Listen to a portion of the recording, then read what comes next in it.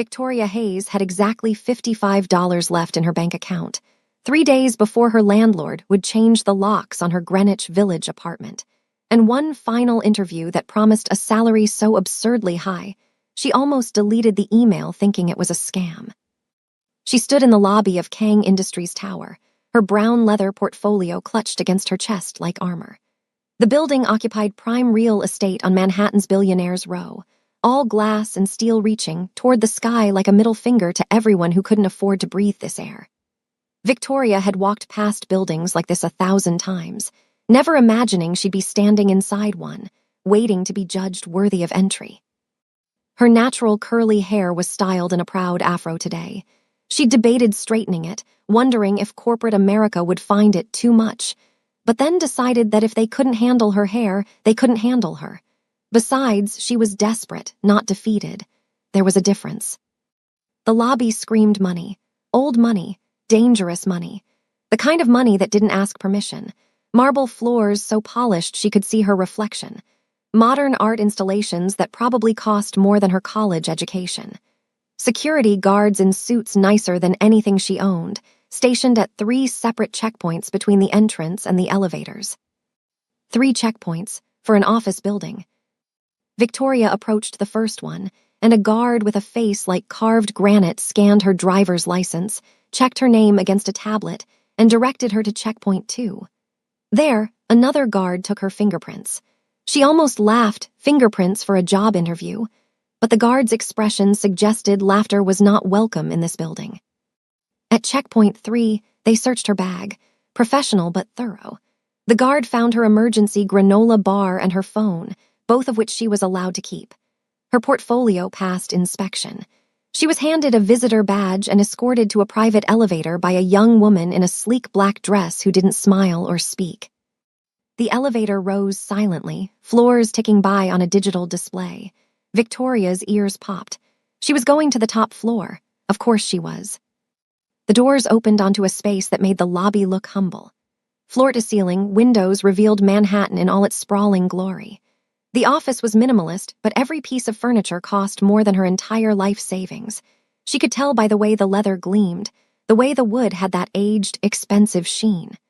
A crystal whiskey glass sat on a dark wood desk, half full, condensation beading on its surface. And seated in the black leather executive chair behind that desk was a man who made her breath catch in her throat. Late 20s, maybe 30.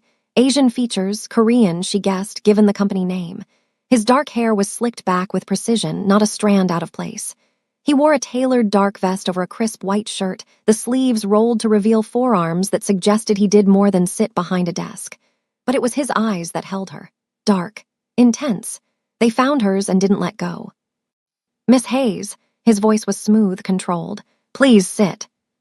She sat in the chair across from his desk, setting her portfolio on her lap. The leather was cold against her palms. "Thank you for the opportunity to interview, Mr. Kangmin." He didn't offer a handshake. Instead, he studied her like she was a document he was considering signing. "Your resume is impressive.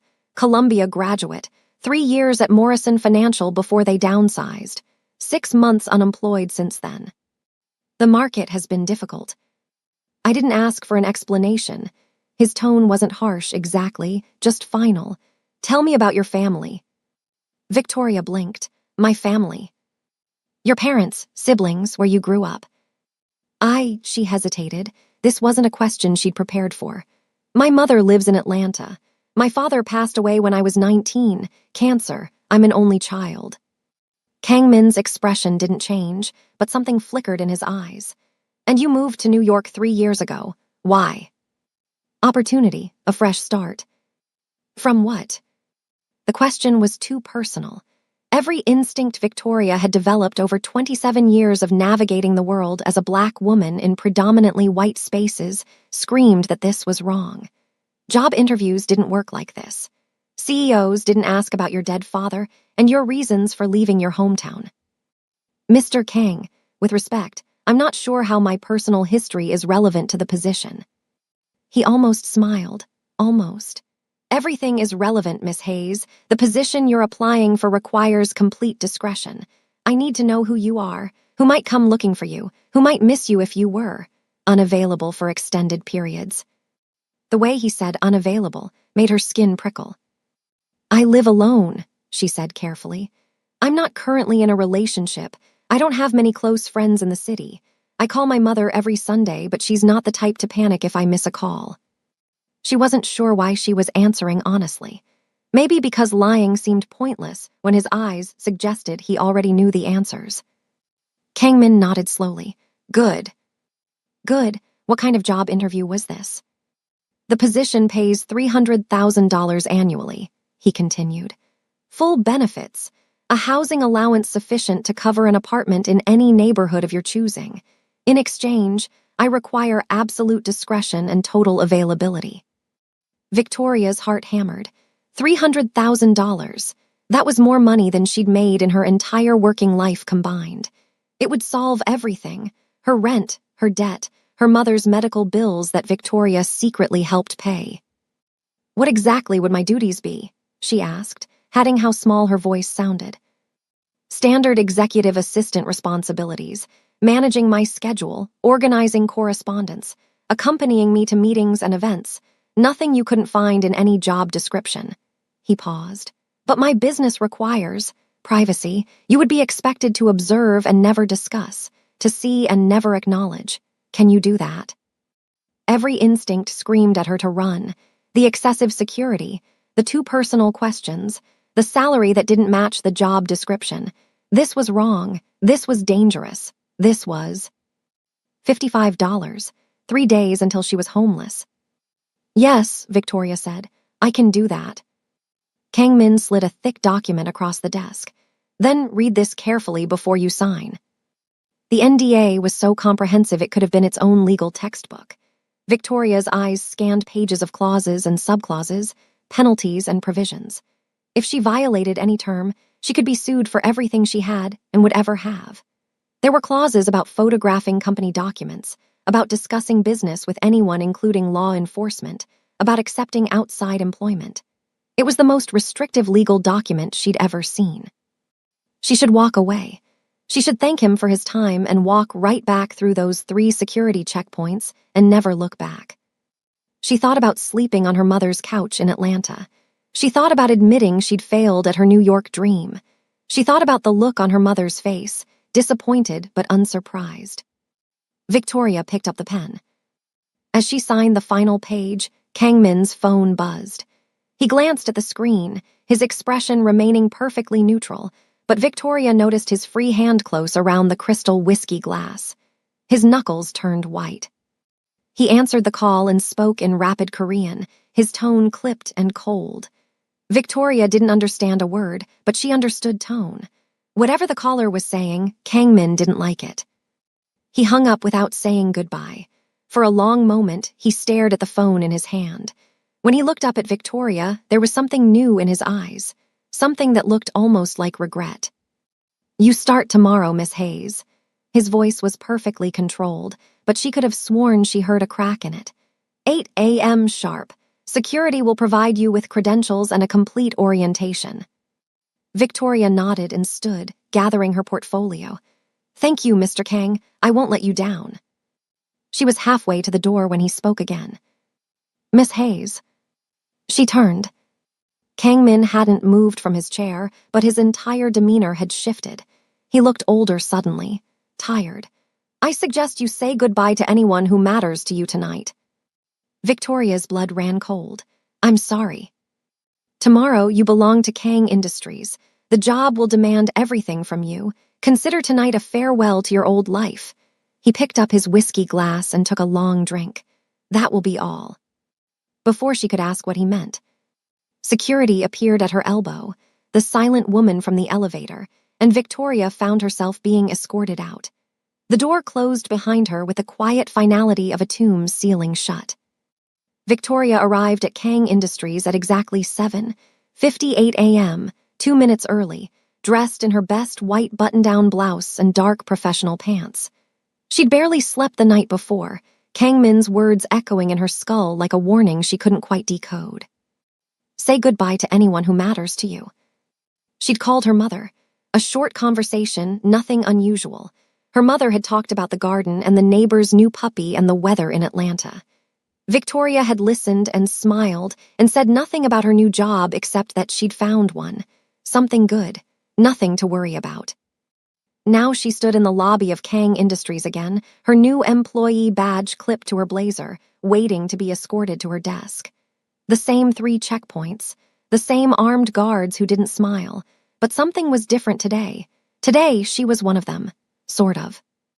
The elevator deposited her on the top floor, and she found her way to the desk outside Kangmin's office. It was large and modern with a computer, a phone system that looked like it required a degree to operate, and absolutely nothing personal. No photos, no coffee mug with a clever saying, not even a pen left carelessly in a drawer. The previous assistant's presence had been completely erased. Miss Hayes, a nervous woman in her 50s, appeared at Victoria's elbow. Her name tag read Patricia, and she was wringing her hands like she was trying to start a fire. "I'm the office manager. I'll be walking you through your orientation today." "Thank you, it's nice to meet you." Victoria offered her hand. Patricia shook it quickly, like she was afraid to touch her for too long. "Before we begin, I need to give you your schedule. Mr. Kang has left very specific instructions." As Patricia walked her through the labyrinthine protocols of the office, which meetings to schedule, which calls to filter, which people to always admit and which to always deny, Victoria watched the other employees. They moved through the halls like ghosts, speaking in whispers, heads down. Nobody made eye contact with her. A few shot her quick glances that looked almost like pity before hurrying away. "Patricia," Victoria said finally, when they paused near the executive kitchen. "What happened to the woman who had this job before me?" Patricia's face went pale. Actually pale, like someone had drained the blood right out of her.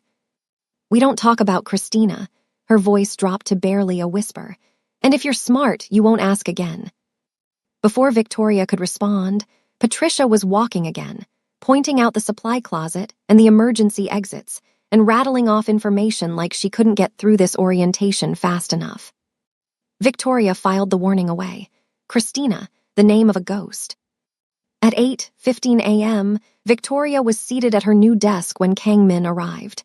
He walked past her without acknowledgement, disappearing into his office. A moment later, his voice came through the intercom. "Miss Hayes, come in." His office looked the same as yesterday.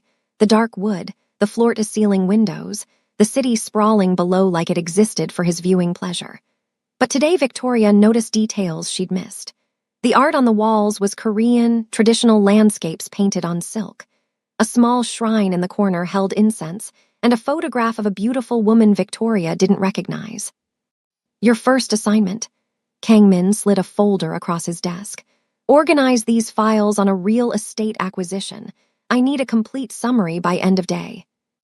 Victoria opened the folder and scanned the first few pages. Kang Industries was purchasing 17 properties across Beverly Hills, Atherton, and Palo Alto. The purchase prices made her eyes widen. 3 times market value on most of them, some even higher. "Mr. Kang, these numbers seem unusual." His expression gave nothing away. "They're correct. But the market analysis is not your concern." His voice was quiet, but the dismissal was absolute. "Summarize what's in front of you, nothing more, nothing less." Victoria nodded and retreated to her desk. For the next 3 hours, she worked through the files, creating spreadsheets and summaries, trying to ignore the obvious. Someone was being paid off, or money was being laundered through these purchases. The paper trail was there if you knew how to read it. And Victoria, with her Columbia finance degree and her years at Morrison Financial, knew exactly how to read it.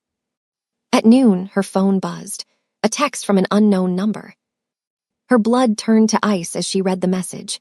It was a screenshot of her mother's house in Atlanta. The front porch, her mother's car in the driveway, the garden her mother had mentioned on the phone last night. And below the image, "Your family is beautiful. Don't make us introduce ourselves." Victoria's hands were shaking as she gripped the phone. She stared at the screen until the words blurred, trying to make sense of what was happening. This couldn't be real. This was New York, not a crime drama. She was a finance graduate, not what? not someone who'd signed her life away to a man whose employees bowed to him and whose predecessor had vanished without a trace. She stood so abruptly her chair rolled into the wall. Before she could think better of it, she was striding toward Kang Min's office door. She heard voices inside, two men speaking Korean, then a thud, a muffled grunt of pain. Victoria froze, her hand raised to knock. Kang Min's voice came through the door, cold as ice. "Tell the Yakuza if they touch another one of my shipments, I won't send a warning next time. I'll send a funeral." Her heart pounded so hard she thought it might burst through her chest. Yakuza, Japanese Mafia, and Kang Min was threatening them like it was a business negotiation. The door swung open before she could retreat. Kang Min stood in the doorway, not a wrinkle on his vest, not a hair out of place. Behind him, a man knelt on the floor, blood dripping from his nose onto the pristine carpet. Kang Min's gaze dropped to Victoria's phone, still clutched in her hand, the threatening text still glowing on the screen. His jaw tightened almost imperceptibly. "I see you've received your welcome message." He stepped aside, gesturing for her to enter. "We should talk." Kang Min didn't apologize. He didn't explain, not at first. Instead, he walked to a cabinet built into the wall, poured 2 glasses of whiskey, and slid one across his desk toward Victoria like they were about to negotiate a business deal. Which, she realized with growing horror, was exactly what this was. "I don't drink during work hours," she said. "Today you make an exception." She didn't touch the glass. "What is this? What's really happening here?" The man on the floor had been escorted out by 2 guards who appeared from nowhere, leaving nothing behind but a small blood stain on the carpet that someone would probably make disappear before the end of the day. Victoria couldn't stop staring at the spot. Kang Min sat behind his desk and took a long drink of his whiskey before speaking. "Kang Industries is a legitimate business. Real estate, private equity, hedge fund management. We handle billions of dollars annually and employ thousands of people." "That's not what I asked." "No, it isn't." He set his glass down. "Kang Industries is also the public face of the Kang Syndicate. My family has operated one of the most powerful Korean criminal organizations on American soil for 3 generations. Money laundering, protection, import and export of goods that never appear on any customs declaration. All of it funneled through shell companies and offshore accounts that no federal investigation has ever successfully traced." Victoria heard the words, but they didn't compute. This couldn't be real. She was sitting in a Manhattan office in the middle of a weekday, and this man was calmly telling her, "You're in the Mafia." "We don't call it that, but yes." "And I'm what? Your secretary?" "My assistant." His tone didn't change. "You will organize my calendar, manage my correspondence, and accompany me to meetings. You will not participate in any illegal activity. You will not witness anything that could be used against me in court. You are completely insulated." Then why the threat? Why send someone to photograph my mother's house? Kang Min leaned back in his chair. "Standard protocol. Everyone who enters the inner circle receives the same welcome. It ensures compliance." "Compliance," Victoria laughed, but there was no humor in it. "You kidnapped my life, you're threatening my mother, and you're calling it compliance." "I'm calling it reality, Miss Hayes. You signed the NDA. You know too much now to simply walk away." "The text wasn't my choice. It's procedure established long before I took control of the organization. But now that it's done, let me be clear about your situation." He stood and walked to the window, his back to her. Manhattan sprawled below him, indifferent to the drama unfolding in this glass tower. "You chose to apply for this position," he continued. "Your resume was flagged 6 months ago. Your financial situation was monitored. When you became desperate enough, the job posting appeared in your inbox. You weren't kidnapped. You were selected." Victoria felt sick. "Why me?" "Because you're perfect." He turned to face her. "Orphaned at 19 when your father died. Your mother remarried a man you dislike. No siblings. No serious relationship since your ex-boyfriend left you for your former best friend 2 years ago. You're isolated, Miss Hayes, desperate, and that makes you valuable." Hearing her life summarized so coldly, every loss, every failure, every loneliness laid bare, made Victoria want to scream. or cry, or both. Instead, she did something she would never be able to fully explain. She picked up the whiskey glass from the desk and threw it in his face. For 3 terrifying seconds, nobody in that office breathed. Whiskey dripped down Kang Min's cheek onto his pristine white shirt, darkening the fabric. His expression didn't change, not at first. Then something shifted. Surprise. And then, impossibly, respect. He pulled a handkerchief from his pocket and wiped his face calmly. "You're the first person to do that in 5 years and live. Are you going to kill me?" "No," he set the handkerchief aside. "I'm going to offer you something. I don't want anything from you. You want your mother safe. You want your debts paid. You want to survive this." He sat on the edge of his desk, closer to her now. "I can give you all of that. Protection for your mother, real protection, not just threats. Your student loans erased. A salary that will make you wealthy. All you have to do is play the role you signed up for. Nothing more, nothing illegal." "And if I say no?" His eyes darkened. "Then you become a liability, and the organization doesn't tolerate liabilities." Victoria understood what he wasn't saying. Walk away and she'd end up like Christina. A name no one spoke, a memory erased. "This isn't a choice," she said. "Every choice has constraints, Miss Hayes. The question is whether you're smart enough to work within them." She should fight this.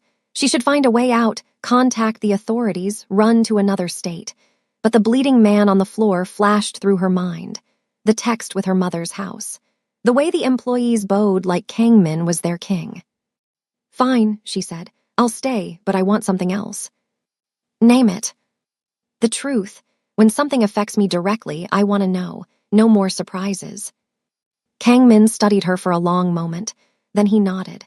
"Agreed, but the same applies to you. No secrets. No hidden agendas. If you betray me, Miss Hayes, there won't be a second chance." "Understood." He extended his hand. Victoria looked at it, the hand of a criminal, a mafia boss, a man who threatened families and ordered violence, but also her only lifeline. She shook it. The next 3 weeks passed in a blur of schedules and meetings and learning exactly how much she was allowed to see. Victoria quickly realized that Kang Industries operated on 2 levels. The surface, where legitimate business deals were negotiated and contracts signed, and the depths, where conversations happened in Korean or Russian and certain visitors were never announced. She learned to recognize the signs. When Kang Min switched to his second phone, the one kept in his desk drawer, it meant the conversation was syndicate business. When certain names appeared on his calendar, Park, Yamamoto, Volkov, it meant she should find a reason to step out of the office. She learned, but she didn't look away. Every document that crossed her desk, she memorized. Every name, every number, every coded phrase. If she was going to survive this, she needed to understand it. On the 22nd day, everything changed. Victoria was at her desk at 2:47 p.m. when the alarm started. Not the fire alarm, a different sound, sharper and more urgent. Emergency lockdown. The building's security protocols initiated automatically. Metal shutters descended over the windows, doors locked with heavy thuds, and the lights shifted to a dim red emergency glow. Kang Min's door flew open.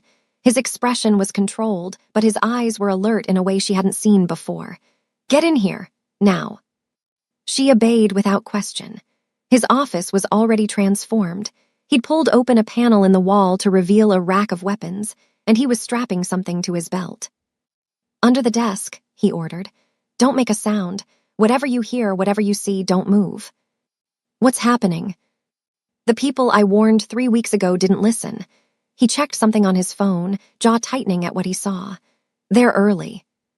Before she could ask anything else, he pushed her toward the desk.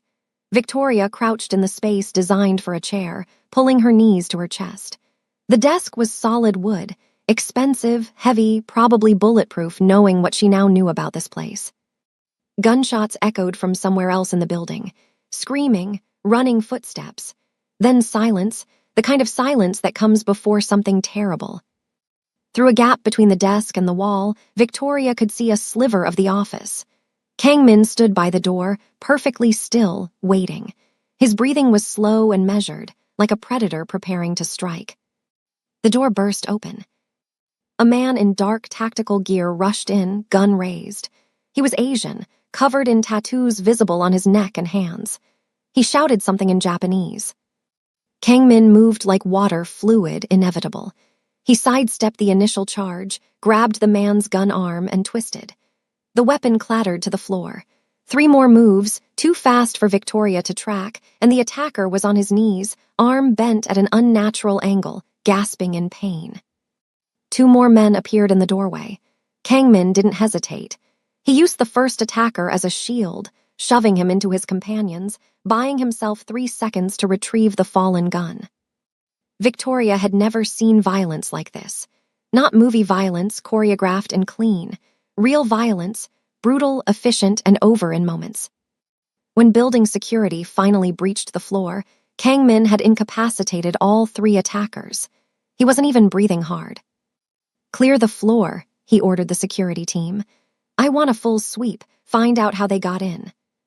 As the guards moved to comply, Kang-min crouched by the desk and extended his hand to Victoria. "You can come out now." She took his hand. His grip was warm, steady, completely at odds with what she'd just witnessed.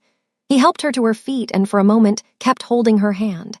His eyes scanned her face. "Are you hurt?" "No." Her voice sounded strange to her own ears. What were they looking for? Kang-min released her hand and stepped back.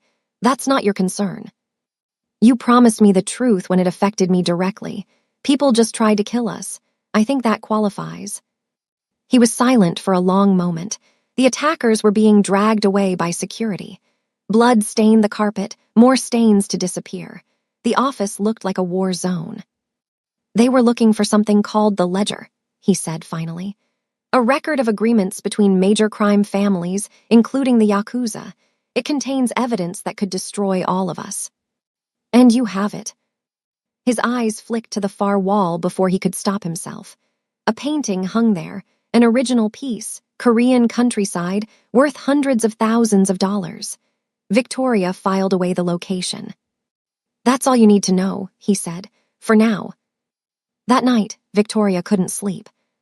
She lay in her new company-provided apartment in Tribeca, staring at the ceiling, replaying the attack over and over. The way Kang-min had moved, the look on the attacker's face, the blood on the carpet. But mostly, she thought about the moment after, when Kang-min had checked if she was hurt, when he'd held her hand and looked at her like she mattered. Nobody had looked at her like that since her father died, like she was someone worth protecting. Her phone rang. Unknown number. She should ignore it. She absolutely should not answer. She answered. A woman's voice, speaking English with a Korean accent. "Miss Hayes, we haven't met, but I know everything about you. I know about your mother in Atlanta. I know about the interview. I know about the ledger you're trying to find." Victoria's blood ran cold. "Who is this?" "My name is Una Park. I'm the woman Kang-min was supposed to marry before he called off the engagement." A pause. "And I'm calling to warn you." "Warn me about what?" "You think you're safe because you're useful to him. Christina thought the same thing. She found the ledger, tried to use it as leverage. And where is she now?" Victoria gripped the phone tighter. "The Hudson River, that's what everyone says." "Then you understand what happens to women who get too close to Kang-min's secrets." Yuna's voice softened, almost sympathetic. "Get out now, Miss Hayes, while you still can. Because if you don't, you'll end up exactly like Christina, dead and forgotten." The line went dead. Victoria spent the next week researching Christina Park. She couldn't use work computers, too risky. Instead, she used burner phones and public library computers, piecing together the fragments of a life that had been almost completely erased from the internet. Christina Park, 29 years old, Columbia graduate like Victoria, hired as Kang-min's assistant 14 months ago. For the first 5 months, she'd maintained a modest social media presence. Photos of coffee shops, sunset views from her Tribeca apartment, company provided just like Victoria's, the occasional blurry shot of a work event that was clearly a high-end gala. Then the posts stopped. Her Instagram went silent. Her LinkedIn showed no updates. Her Facebook page was still up but abandoned. Victoria found one archived post, saved by a college friend who probably didn't know the significance. Christina standing outside Kang Industries, smiling, holding a coffee cup. The caption read, "New job, new life. Sometimes the best things come from the scariest leaps." Posted 9 months ago, her last post ever. Get out now, while you still can. Yuna's warning echoed in Victoria's mind constantly. But where would she go? Back to Atlanta, where her mother's house was already being watched. Into hiding, with no money and no resources. The police, who would either dismiss her story or trigger a war between organizations. There was no out, not anymore. So Victoria did the only thing she could do. She watched, she learned, she waited. Kangmin's patterns became clear over the following weeks. He arrived at 6 a.m. every day without fail. He left around midnight, sometimes later. He never ate lunch, subsisting on coffee and the occasional protein bar that Victoria learned to keep stocked in his desk drawer. He took calls in 3 languages: Korean, family business; English, legitimate business; and Russian, something she hadn't figured out yet. The Russian calls always made him tense. He had allies, she realized, scattered across the globe. The Russian callers were partners of some kind. The Korean calls were either his father, whose name made his jaw clench, or his younger brother, who seemed to trigger a complicated mix of emotions. The Yakuza were enemies. That much was clear from the attack. But there were others, names she caught in fragments. Park family, Yamamoto clan, something called the Triad that made everyone speak in whispers. Victoria catalogued it all. On a Thursday evening, 3 weeks after the attack, Victoria was organizing files in the outer office when she noticed Kangmin's door was slightly ajar. She heard nothing from inside, no phone calls, no keyboard clicking. Curious, she approached. Through the gap, she saw him sitting at his desk, staring at something in his hands. A photograph. His face was different, softer. The cold control he wore like armor had slipped, revealing something raw underneath. His eyes were red-rimmed. Victoria must have made a sound, because his head snapped up. For a moment, they just looked at each other. Then he slipped the photograph into his desk drawer and his mask returned. "Miss Hayes, did you need something?" The files are done. I was going to head home unless you needed anything else." "Wait," he stood, walking toward her. "Come in, close the door." She obeyed, suddenly nervous. In the weeks she'd worked for him, their interactions had been purely professional, polite but distant. This felt different. Kangmin went to the window and looked out at the city lights. "You have questions. I can see them every time you look at me." "I have a lot of questions." "Ask one." Victoria considered. So many things she wanted to know. The ledger, Christina, Yuna, the attack, but what came out was, the photograph, who was in it. He was silent for so long she thought he wouldn't answer. Then, "My mother and me, before everything." Before everything. Before my father became what he is. Before I understood what our family name really meant. Before, he stopped. Before I lost her. Victoria moved closer, drawn by the pain in his voice. "What happened to her?" "She tried to leave. My father doesn't allow people to leave." His voice was flat, but his hands had curled into fists. "I was 11 years old. I watched his men take her away. I never saw her again." "I'm sorry." "Don't be. It was a long time ago." But the way he said it, the distance in his eyes, told Victoria it might as well have been yesterday. She should leave. This was too personal, too dangerous. But instead, she found herself saying, "My father died of cancer when I was 19. I was holding his hand when it happened. He looked at me and said, 'Don't be afraid, baby girl. I'll be watching over you.' And then he was gone." Kangmin turned to face her. "Is that why you're not afraid of me?" "Who says I'm not afraid?" "You threw whiskey in my face. You demand answers I don't give anyone. You look at me like..." He stopped. "Like what?" "Like I'm human." The words hung between them. Victoria felt something shift, a barrier coming down that maybe should have stayed up. "You are human," she said. "You just hide it really well." They talked until 2 a.m. Not about the syndicate, not about the ledger. They talked about food. She loved Southern cooking. He missed the Korean dishes his mother used to make. They talked about music. She was a jazz fan. He preferred classical. They talked about loneliness, the particular kind that comes from being surrounded by people who only want things from you. Victoria laughed for the first time in weeks. Kang Min smiled, really smiled, and his whole face transformed. He looked younger, lighter, almost like a different person. When she finally left, he walked her to the elevator. "Miss Hayes." "Victoria," she corrected. "If we're going to have conversations at 2 a.m., you should probably call me Victoria." Another smile. "Victoria, thank you for listening." "Thank you for talking."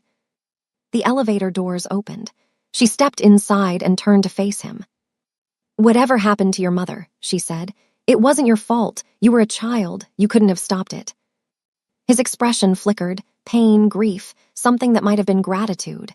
"Good night, Victoria." "Good night, Kang Min." The doors closed between them. The next morning, Victoria arrived at work to find police cars outside Kang Industries. Not just any police. FBI.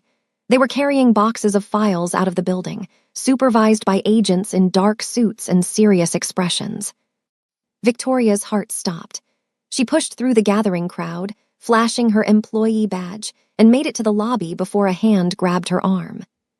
Patricia, the office manager. Her face was chalk white. "Don't go up there," Patricia whispered. "What's happening? Where's Kang Min?" "They found Christina." Patricia's voice shook. "Her body washed up in Jersey City this morning. The FBI thinks they're saying." What are they saying?" Patricia pulled something from her pocket. A keycard. Victoria recognized it immediately. The same keycard Kang Min had given her weeks ago, the one that opened his private elevator and safe room. "Christina was wearing one just like this when they found her," Patricia said. "They're looking for anyone connected to her, anyone who might have been involved." Victoria reached into her own pocket. The keycard was there, cold metal against her fingers. Evidence that tied her to a dead woman. And Kang Min had vanished. Victoria made a decision in 3 seconds. She didn't stay and answer questions. She didn't call a lawyer. She didn't try to explain the keycard or her relationship with Kang Min or any of the complicated truths that would only make her look guilty. She ran. The training she'd received during emergency drills kicked in. She knew where the secondary exits were, which stairwells led to back alleys, how to avoid the main security checkpoints. Within 5 minutes, she was 3 blocks away, walking quickly but not running, disappearing into the morning crowd of Manhattan commuters. First stop, an ATM. She withdrew the maximum daily limit, $500, then another ATM from a different bank, then a third. She emptied every accessible account, stuffing cash into her purse. Second stop, a corner store. She paid cash for a prepaid burner phone, sunglasses, and a baseball cap that she used to hide her distinctive afro. Third stop, Penn Station.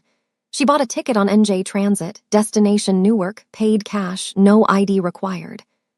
By 10 a.m., Victoria was checked into a motel on the outskirts of Newark, the kind of place that asked no questions and accepted cash with a knowing nod.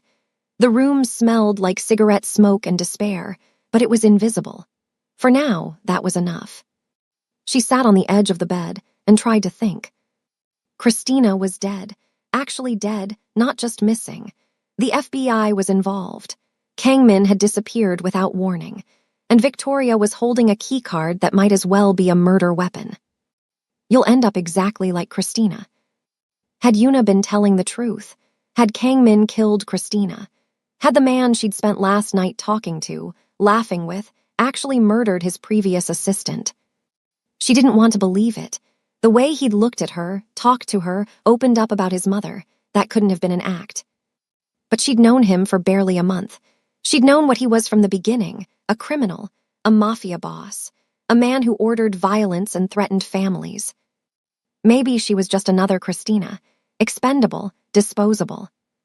Her burner phone buzzed, unknown number. She stared at it, heart pounding. Only one person could possibly have this number. She'd bought it an hour ago. She answered. Parking garage, 47th and 8th, level 3, Black Escalade, 1 hour. The voice was male, unfamiliar. Don't be late. The line went dead. Victoria knew she shouldn't go. Every true crime podcast she'd ever listened to, every news story about women who vanished after following instructions from strangers. She knew exactly what kind of stupid decision this was. But something in her gut said this was her only chance, and her gut had gotten her this far. An hour later, she walked into the parking garage. Level 3, rows of expensive cars in the dim lighting. And there, in the far corner, a black Escalade with tinted windows. She approached slowly, every muscle tense, ready to run. The driver's door opened. A man she'd never seen before stepped out, tall, Asian, dressed in a suit that screamed security detail. He nodded toward the back door. Victoria opened it and slid inside. Kangman was waiting. He looked terrible. Dark circles under his eyes, stubble shadowing his jaw, his usually immaculate appearance replaced by wrinkled clothes and disheveled hair. He looked like he hadn't slept since she'd last seen him. "Get in," he said. "We're leaving the city." "Why should I trust you?" Victoria demanded. "Christina is dead. The FBI thinks I'm connected, and you disappeared without a word." "Christina is dead," he agreed. His voice was flat, exhausted. "But not because of me." "Then who?" "She found the ledger 3 months ago. She photographed it, tried to sell the information to the Yakuza." He met her eyes. "They killed her when she couldn't deliver the original, made it look like she drowned. I didn't know she was dead until this morning." "You expect me to believe that?" "I expect you to consider the alternative." He leaned forward. "If I wanted you dead, Victoria, I've had 100 opportunities. I gave you the keycard to my safe room. I told you about my mother, last night." He stopped. "Last night what?" "Last night was real." His voice cracked slightly. "For the first time in years, something in my life was real. I'm not going to let you die for it." Victoria studied him, the exhaustion, the desperation, the way his hands were clenched in his lap. She'd seen him take down 3 armed men without breaking a sweat. Now he looked like a strong wind could knock him over. "Where are we going?" she asked. "Anywhere but here." She should get out of the car, find another way. Trust no one, like every survival instinct was screaming. Instead, she pulled the door closed. "Then drive." They drove through the night. New Jersey gave way to Pennsylvania. Kangman had safe houses, apparently, properties owned through shell companies, maintained but never occupied, existing for exactly this kind of emergency. They stopped at one outside Pittsburgh, a modest farmhouse on 10 acres of nothing.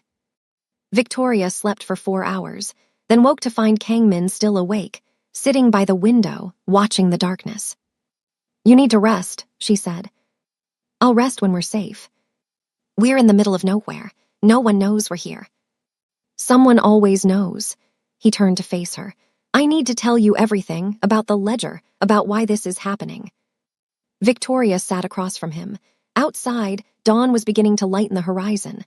"I'm listening." The ledger contains records of a truce agreement between 5 major crime families: Kang, Yamamoto, Park, Chen, and Volkov. For 15 years, we've maintained territorial boundaries, shared resources, avoided war. The ledger documents every agreement, every compromise, every secret. And if it goes public, everyone goes down, decades of cooperation exposed. The FBI could use it to prosecute us all. The families would turn on each other. It would be chaos. So everyone wants it. Everyone wants it. He rubbed his eyes. Christina thought she could leverage it, sell information to the Yakuza, Yamamoto's people, and disappear with the money. But the Yakuza don't negotiate. They took what she knew and killed her for the rest. And now they think I know where it is. "You're my new assistant. Of course they think you know." His jaw tightened. "The text your mother received, the threats, that wasn't just standard protocol. The Yakuza are watching everyone connected to me, looking for the ledger." The mention of her mother sent a spike of fear through Victoria's chest. "My mother, is she safe?" Kangman was quiet for a moment too long. "Kangman, is my mother safe?" His phone buzzed. He looked at the screen and his face went pale. "No," he said, "they have her."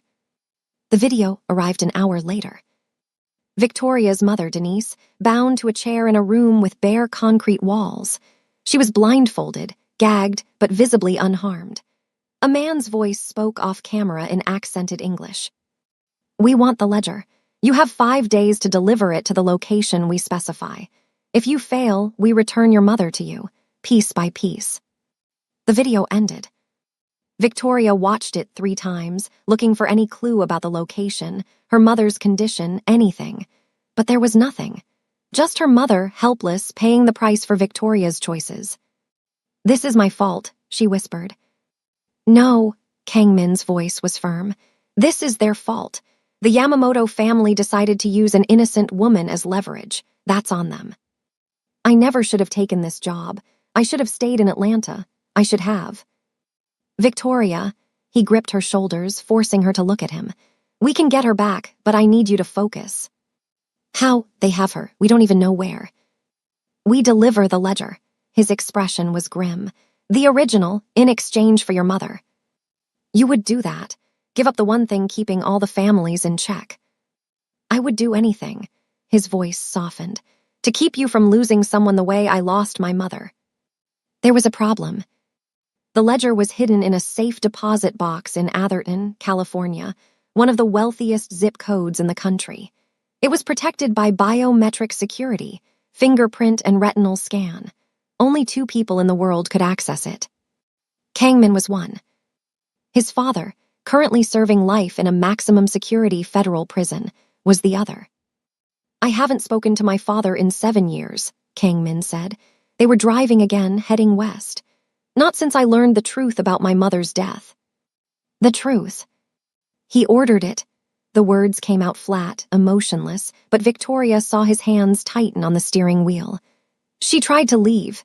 She had help, a friend, another woman who was supposed to get her out. But my father found out. He had my mother killed and the friend hunted down." "Did they find the friend?" "No, she disappeared, took her daughter and vanished." He glanced at Victoria.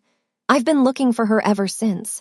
My mother made me promise before she died to find Grace and her child, to protect them like she couldn't."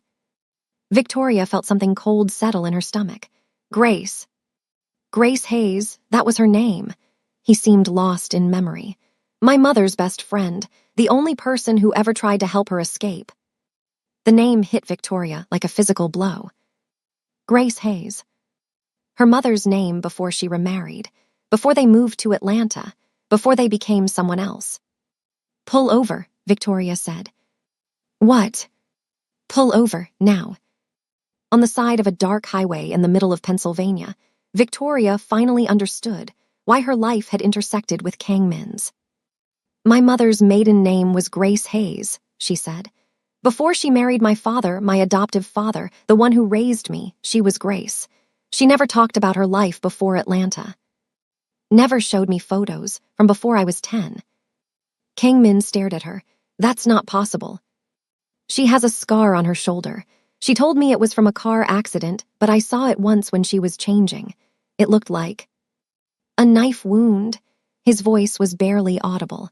"My mother's friend was injured during the escape attempt. My father's men caught up to them. Grace was stabbed protecting her daughter." "Protecting me." They looked at each other in the dim light of the dashboard. 20 years of secrets, 20 years of running, and now, impossibly, their paths had converged. "You didn't hire me because I was desperate," Victoria said slowly. "You hired me because you've been looking for me my whole life." "I didn't know," Kangmin's voice cracked. "I swear to you, Victoria, I didn't know until right now. The background check, the surveillance, I thought you were just a good candidate. I never connected." "But your father knew." Silence. "He's known for years," Victoria continued, piecing it together. "He's been watching my mother, waiting for the right moment, and when you hired me, he saw his chance. To use you against me. To finish what he started 20 years ago." They sat in silence, the weight of the revelation settling over them. Victoria thought about her mother, bound in that concrete room. Her mother, who had risked everything to save the woman she loved, who had spent 2 decades hiding, protecting, lying, all to keep Victoria safe.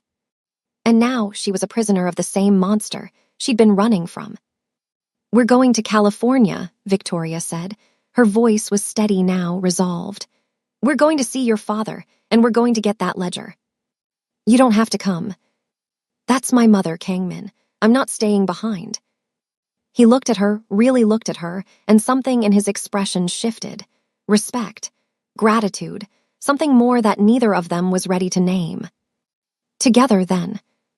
Together. The federal penitentiary rose out of the California desert like a concrete tomb. High walls topped with razor wire, guard towers at every corner. The kind of place designed to hold the worst of the worst, the men so dangerous that society had decided to simply remove them from existence. Kang Junho had been here for 7 years. In that time, his power hadn't diminished. If anything, it had grown. He ran his empire from this cell, communicating through lawyers and visitors and a network of corrupted guards. Every warden who'd tried to break him had been transferred, fired, or quietly convinced to look the other way. Victoria sat in the prison's visitor waiting room, watching Kangmin fill out paperwork. His hands were steady, but she could see the tension in his shoulders, the way his jaw was clenched tight. "You don't have to go in," she said. "I can wait here." "I need to be the one to ask. He won't give up the key otherwise." "What if he says no?" Kangmin didn't answer, which was answer enough. She watched through reinforced glass as father and son faced each other for the first time in 7 years. Junho was older now, gray at the temples, lines carved into his face by time and imprisonment. But his eyes were exactly like his son's, dark, calculating, missing nothing. The difference was that Kangmin's eyes had cracks of humanity in them. His father's were pure ice. They spoke in Korean at first.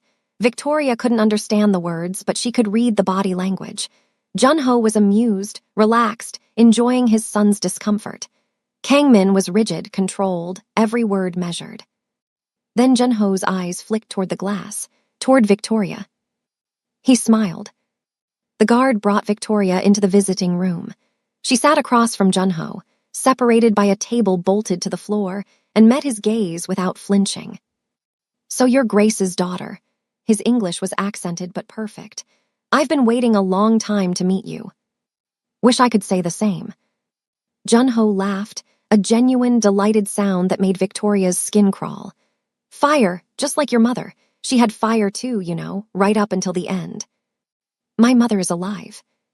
"For now." His smile didn't waver. "But that depends on my son, doesn't it? And on what he's willing to give me in exchange for the key." Kangmin spoke, his voice flat. "Name your price." "My price," Junho pretended to consider. "Full access to your legitimate businesses, the real estate portfolio, the hedge funds, everything you've built trying to go straight." That's not what you expected." Junho leaned forward. "You thought you could walk away from the family, build something clean, become something other than my son. But here you are, crawling back, begging for help. Because in the end, blood is blood." "I'm nothing like you." "You're exactly like me, you just haven't admitted it yet." Junho's eyes slid to Victoria again. "Ask him about the photograph, the one he carries in his wallet. Ask him why he really hired you." Victoria looked at Kangmin. His face had gone pale. "What photograph?" "He didn't tell you?" Junho's smile widened. "My son has been carrying a picture of you since he was 12 years old. His dying mother gave it to him, a photo of Grace and her baby, taken the day before the escape attempt. He's been looking for you ever since, not because he cared about his mother's wishes, because he was obsessed." "That's not true," Kangmin said, but his voice lacked conviction. "Isn't it? You screened every assistant application for years, looking for women who fit the profile. When Victoria's resume crossed your desk, Columbia graduate, isolated, desperate, you knew immediately. You engineered everything.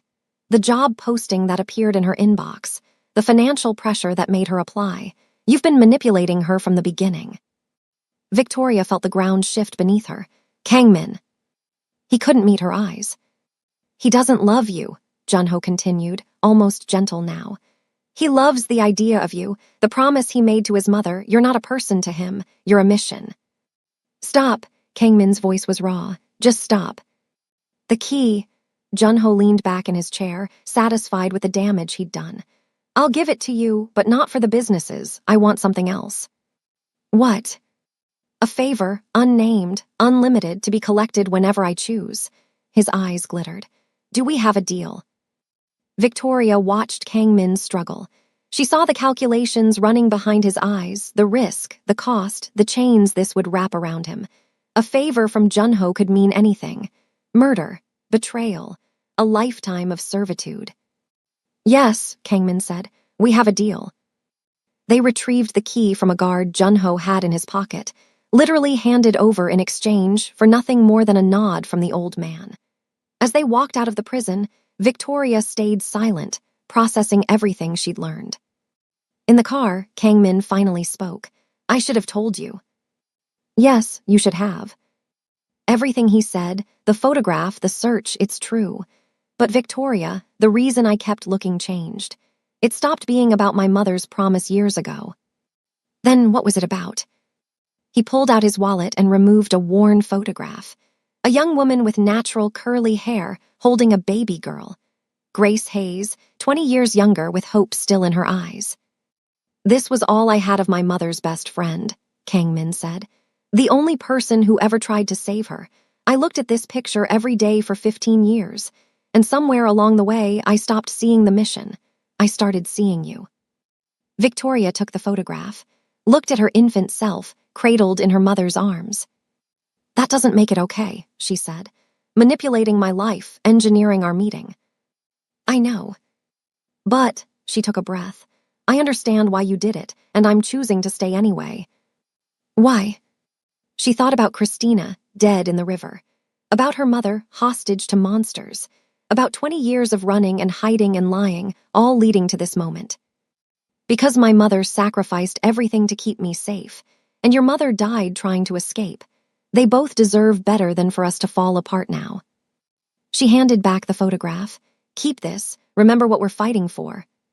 Kang Min nodded, and something passed between them. Not forgiveness, not yet, but the beginning of something.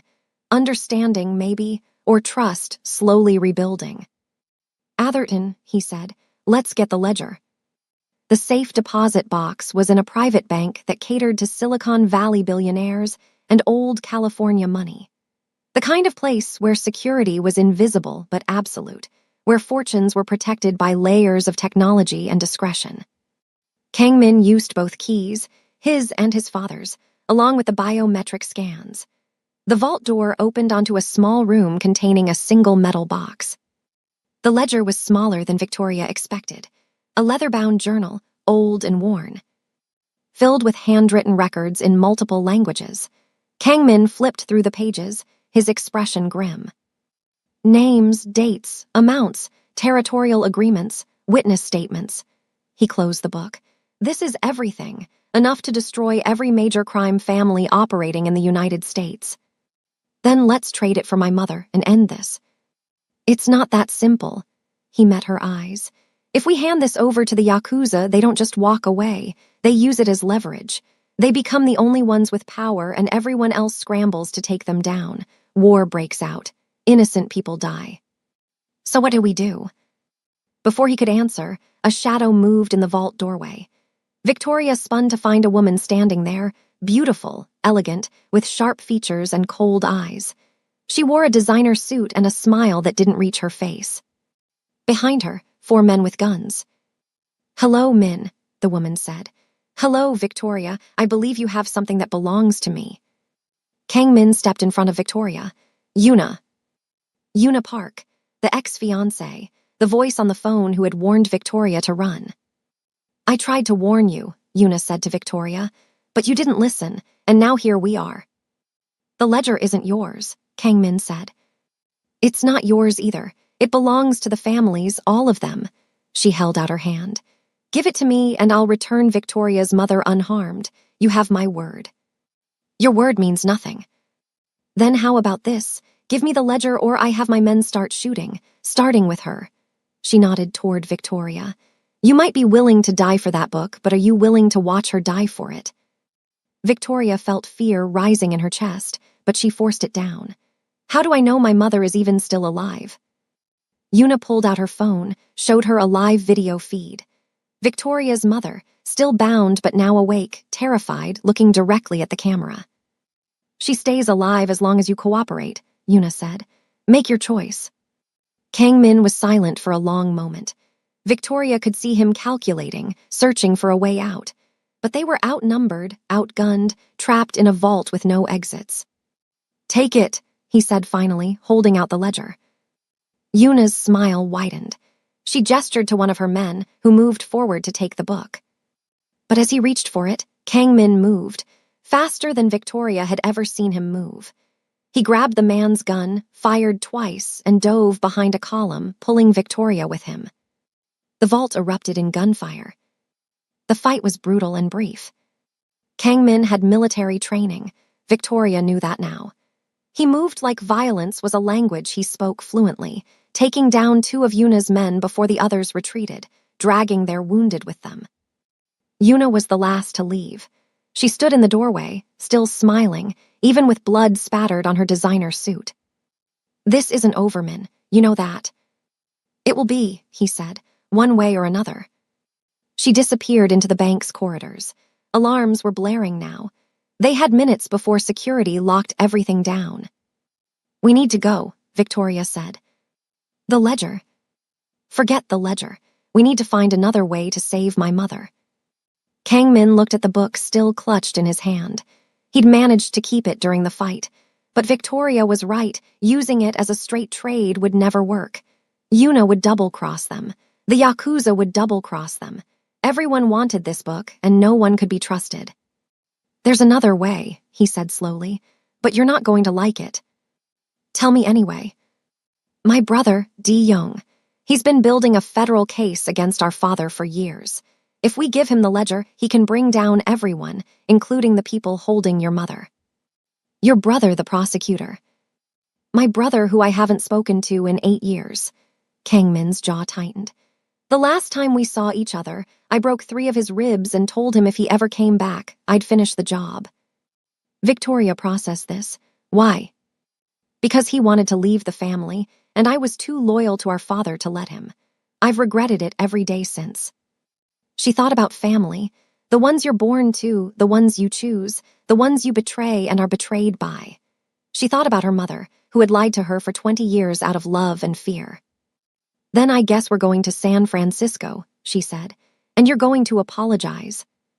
They drove north through the night, stopping only for gas and coffee. Victoria called her mother's number from a burner phone, just to hear her voicemail, to remind herself what she was fighting for. "Tell me about Yuna," she said as the miles disappeared behind them. "What happened between you?" Kang Min was quiet for a long time. When he spoke, his voice was distant. "We were supposed to marry 5 years ago. Our families had arranged it. A merger really more business than romance. I thought I could make it work. I thought I could learn to love her." "What changed?" "I discovered what her family was planning. They weren't looking for an alliance. They were looking for a takeover. Once we were married, they would have moved against my father, used me as a puppet. When I confronted Yuna, she admitted everything." He paused. "She laughed, said I was naive if I thought any marriage in our world was about love." "So you called it off?" "I called it off. She's been plotting revenge ever since." His hands tightened on the wheel. "What happened in Atlanta, the kidnapping, that wasn't the Yakuza. That was Yuna using Yakuza muscle. She wants the ledger because it contains evidence of her family's violations. She's been playing all sides against each other." Victoria let that sink in. "So she's the one who has my mother?" "Yes." "And if we give her the ledger, she'll kill us anyway." "Yes." "Then we don't give her the ledger." Victoria's voice hardened. "We destroy her instead." Di-young lived in a modest apartment in San Francisco's No Valley neighborhood. He'd built a new life here, a new identity. James Kang, prosecutor, champion of justice. As far from the family business as it was possible to get while sharing the same blood. When he opened the door and saw Kang Min standing there, his first reaction was to throw a punch. Kang Min took it, didn't block, didn't dodge. Just let his brother's fist connect with his jaw and stagger him backward. "Feel better?" Kang Min asked, rubbing his face. Di-young threw another punch. This time Kang Min blocked, and then they were grappling in the hallway, years of rage and betrayal and grief exploding between them in a flurry of fists and elbows. Victoria wedged herself between them. "Stop, both of you stop." The brothers separated, breathing hard. De-young's lip was split. Kang Min had a bruise forming on his cheekbone. They stared at each other with the complicated hatred that only family can produce. 8 years, De-young spat. 8 years of silence. You broke my ribs. You told me you'd kill me if I ever came back. And now you show up at my door like nothing happened. I was wrong. Kang Min's voice was raw. About everything, about father, about the family, about you. You think an apology fixes anything. No, but I'm not here to apologize. Kang Min pulled the ledger from his jacket. I'm here because I need your help. De-young's eyes widened as he recognized the book. Is that everything? Every agreement, every payment, every secret. Enough to bring down 5 families, including ours. For a long moment, De-young didn't move. Victoria could see the war playing out on his face. The prosecutor who had dedicated his life to building cases against organized crime versus the brother who had been brutalized and cast out. Finally, he stepped aside. Get in here before someone sees you. Inside the apartment, De-young examined the ledger page by page, his expression shifting from disbelief to grim satisfaction. Victoria watched him work, seeing echoes of Kang Min in his features, the same sharp jaw, the same intense focus. This is real, De-young said finally. This is everything I've been trying to find for years. Then you can use it, Victoria said, to bring down the people who have my mother. De-young looked at her properly for the first time. Who are you? Victoria Hayes. My mother was Grace Hayes, the woman who tried to help your mother escape 20 years ago. Unipark is holding her hostage in exchange for that ledger. Grace Hayes. De-young's face softened. Our mother talked about her, said she was the bravest woman she'd ever known. She's going to die if we don't get her back. De-young turned to his brother. You want me to help you, after everything? I want you to help her. Kang Min gestured to Victoria. She's innocent in all this. Her mother is innocent. They don't deserve to suffer because of our family's sins. The brothers stared at each other across a gulf of pain and history. Victoria held her breath. I have contacts in the FBI. De-young said slowly. Agents who aren't on anyone's payroll. If we move fast, we might be able to coordinate a rescue before Yuna realizes we're coming. What about the ledger? We use it as bait. Make Yuna think she's getting what she wants, then spring the trap. De-young almost smiled, a bitter, determined expression. I've been waiting my whole life to take these people down, including our father.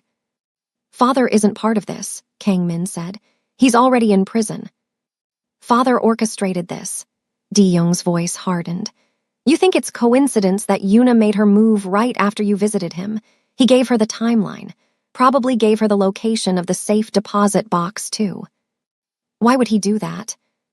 Because he wants the ledger in play. He wants chaos. If the families go to war, he can leverage his way out of prison, offer to broker peace, trade testimony for freedom. De-young shook his head. You still don't see it, do you? Everything he does is calculated. Every move is part of a larger game. Victoria watched Kang Min absorb this. She saw the moment he accepted the truth, that his father was even more monstrous than he'd believed, that there was no bottom to the man's manipulation. Then we stop him too, Kang Min said quietly. All of it, everyone. De-young nodded. All of it, everyone. For the first time in 8 years, the brothers were on the same side. The plan came together over the next 48 hours.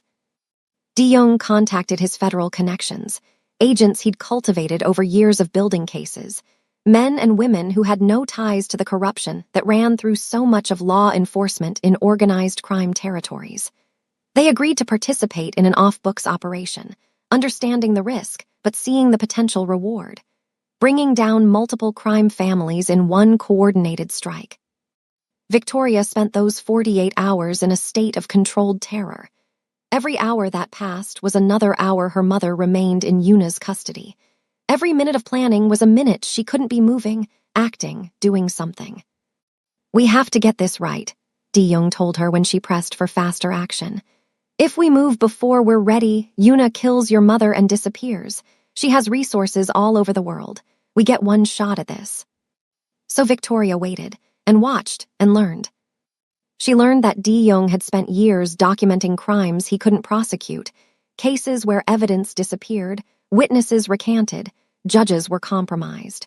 He had boxes of files in a storage unit, a digital archive encrypted on multiple servers. The ledger was the keystone, the piece that would make everything else hold together. She learned that Kang-min had been working toward the same goal from the inside. The legitimate businesses he'd built weren't just money laundering fronts, they were exit strategies. Ways to generate clean income, build a reputation separate from the family name. He'd been preparing to walk away from the syndicate for years, waiting for the right moment. That moment had never come, until now. "Why didn't you ever reach out to me?" Di-young asked his brother one night when Victoria had retreated to try to sleep. She listened from the hallway, unable to resist. "I was afraid." Kang-min's voice was barely audible. "After what I did to you, I was afraid you'd reject me, that you'd be right to. I would have forgiven you." "Would you?" Silence, then. Eventually, maybe. "I didn't deserve eventual forgiveness. I deserved nothing." More silence. Then Di-young again, his voice rough. "You're here now, that counts for something." Victoria crept back to her room, leaving the brothers to their complicated reconciliation. The operation was set for 3 days later. Di-young had traced Yuna's communications to a compound in the hills above Los Angeles, an estate she'd purchased through shell companies, maintained as a private retreat. Satellite imagery showed high walls, security patrols, and a main house with multiple outbuildings. Victoria's mother was being held in the basement of the main house. They'd confirmed this through intercepted communications. Yuna wasn't as careful as she thought she was, or maybe she was arrogant enough to believe no one would dare move against her. The plan was multi-layered. Federal agents would move on the perimeter while Kang-min's loyal men, the few who had stayed with him after he began distancing himself from syndicate business, infiltrated the interior. Di-young would coordinate from a mobile command post. Victoria would stay with him, as much as she hated being sidelined. "You're not trained for this," Kang-min told her when she argued. "And if something goes wrong, I need you alive." "Why?" He looked at her with an intensity that made her breath catch. "Because I just found you. I'm not losing you now." The night before the operation, Victoria couldn't sleep. She sat by the window of their safe house, watching the lights of San Francisco glitter below, and tried to imagine what tomorrow would bring. Kang-min found her there at 3 a.m. He didn't speak, just sat beside her and let the silence stretch between them. "Are you scared?" she asked finally. "Terrified." "You don't look it." "I've had a lot of practice hiding it." He turned to face her. "Victoria, if something happens tomorrow." "Don't." "I need to say this." He took her hand. His fingers were warm, steady.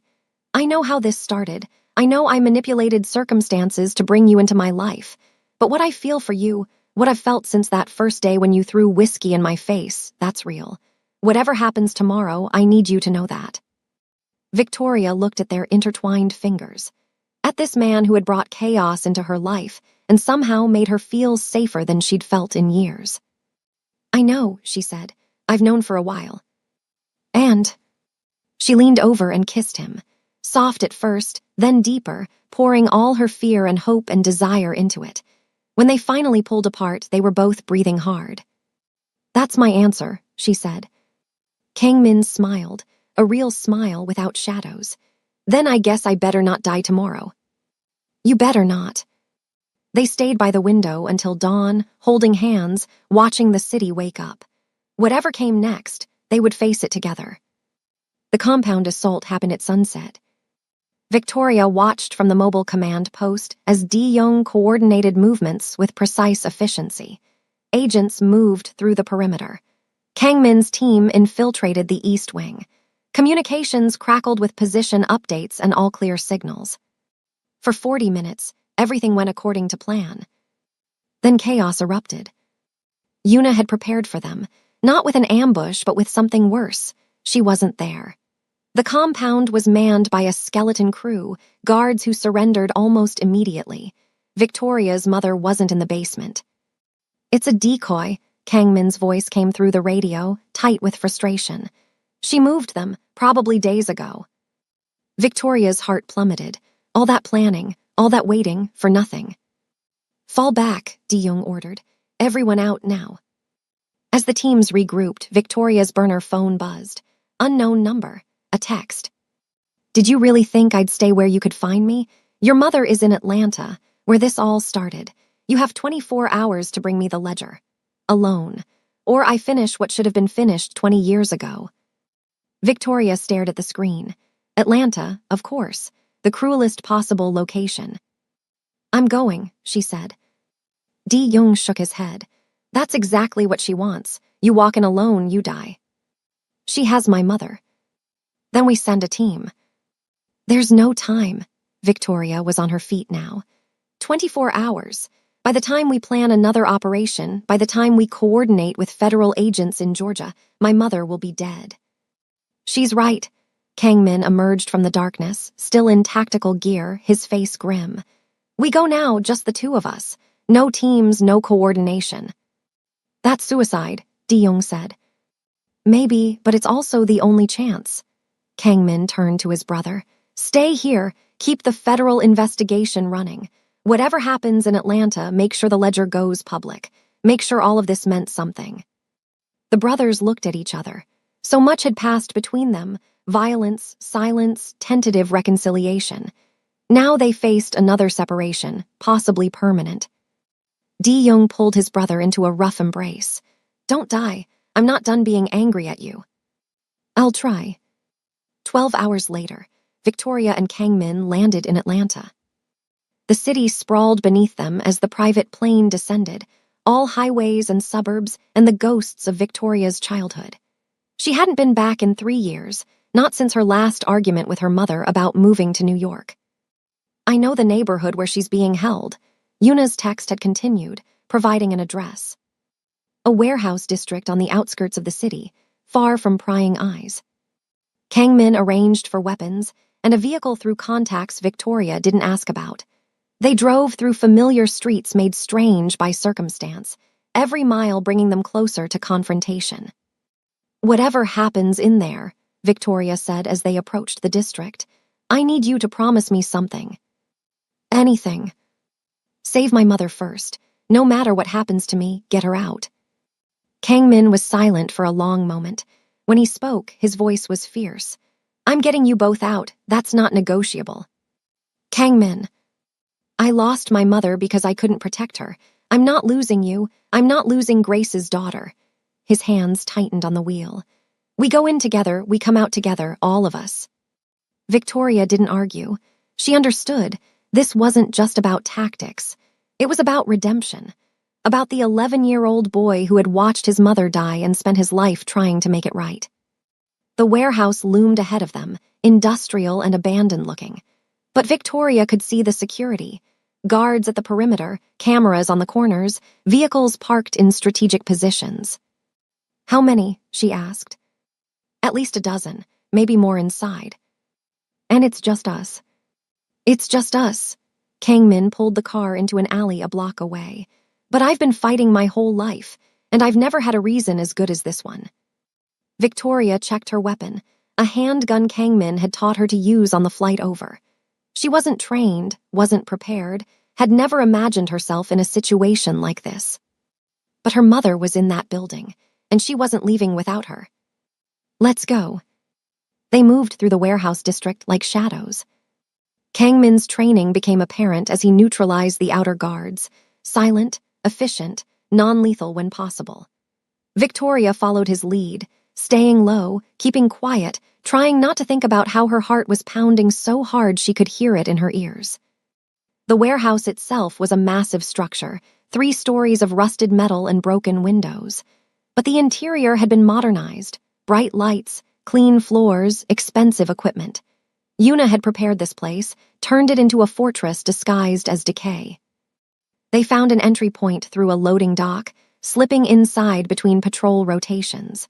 The first floor was mostly storage, crates and equipment that Victoria didn't want to examine too closely. The second floor held offices, all empty. The third floor was where they found her.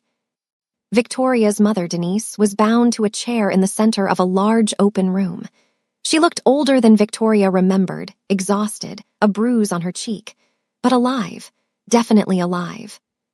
Mom, Victoria's voice broke. Denise's head snapped up. Victoria, no, you shouldn't be here. You need to run, you need to. Well, well, Yuna's voice echoed through the space. The whole family reunion. She emerged from the shadows at the far end of the room, flanked by 6 armed guards. Her designer suit was immaculate, her smile perfect and cold. You came alone, she observed, looking at Kang Min.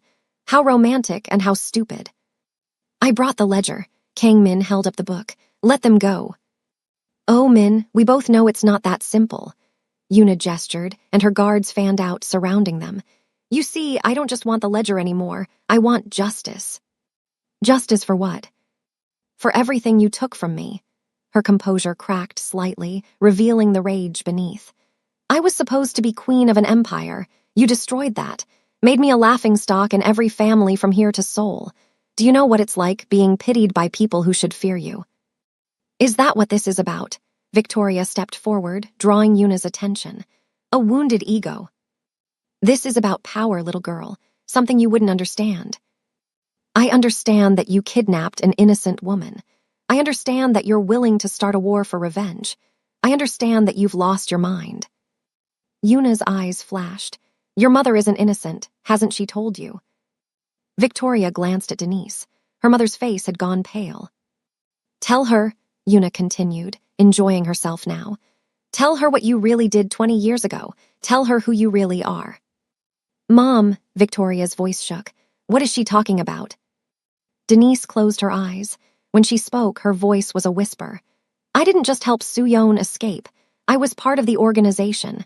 Jun-ho's accountant. I kept the books for years, knew where every body was buried, every payment was made. I was as guilty as any of them. Victoria felt the room spin. Her mother, her kind, gentle, garden-loving mother, had been part of a criminal empire. When Soo-yeon came to me, I saw a chance to get out, Denise continued. To make up for what I'd done, but I failed her. She died because of me because I wasn't careful enough. I've spent 20 years trying to atone. 20 years hiding, running, protecting you from the truth. Touching, Yuna said, but irrelevant. Grace Hayes or Denise, whatever you call yourself now, you were responsible for millions of dollars in laundered money. You know secrets that could still destroy what's left of the old alliances. And now, you're going to help me negotiate from a position of strength. I won't help you do anything. No, Yuna nodded to one of her guards. He stepped forward, grabbing Victoria by the arm, pressing a gun to her temple. How about now? Denise's resolve crumbled. Please, please, she's all I have. I'll do anything. I know you will, Yuna's smile returned. Now Min, the ledger, slided across the floor, slowly. Victoria watched Kang Min weigh his options. He couldn't fight, not with a gun to her head. He couldn't run, not without her. He was trapped. He slid the ledger across the floor. Yuna picked it up, flipping through pages. Finally, do you know how long I've waited for this? How many plans I've? The explosion came from below. The floor shook. Guards stumbled. In the chaos, Kang Min moved, taking out the man holding Victoria in one fluid motion, grabbing her, pulling her behind a structural pillar. What was that? Victoria gasped. Insurance. He was already returning fire, covering their movement toward Denise. Di-young didn't stay in San Francisco. Gunfire erupted throughout the warehouse. Federal agents, Victoria realized, they'd followed them, waited for the right moment. Di-young's insurance policy. She reached her mother, cutting through the ropes with a knife Kang Min pressed into her hand. Mom, can you walk? I think so. They moved toward the exit, Kang Min clearing a path through the chaos. Guards fell. Others fled.